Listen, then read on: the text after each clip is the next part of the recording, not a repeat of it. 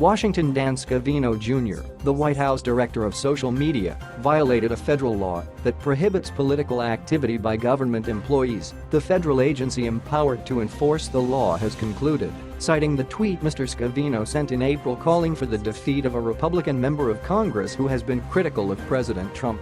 The United States Office of Special Counsel took no official action to punish Mr. Scavino, but it issued a warning that became public on Friday that if in the future he engages in prohibited political activity while employed in a position covered by the Hatch Act, the office could move to enforce the 78-year-old law.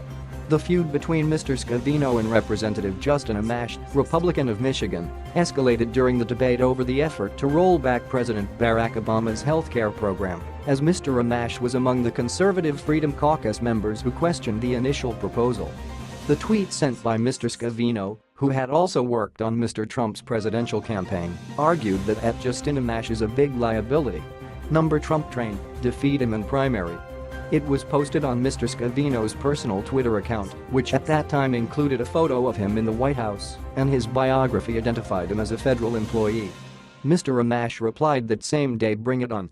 I'll always stand up for liberty, the Constitution, and Americans have every background in a tweet that also linked to Mr. Amash's campaign fundraising website, also a possible violation. The Office of Special Counsel, in reviewing the tweet by Mr. Scavino, concluded that this activity violated the Hatch Act. Accordingly, we issued Mr. Scavino a warning letter, although it would not release a copy of the letter on Friday. The only public response came in a notification received late Thursday by the Citizens for Responsibility and Ethics in Washington, the liberal nonprofit group that filed the complaint against Mr. Scavino.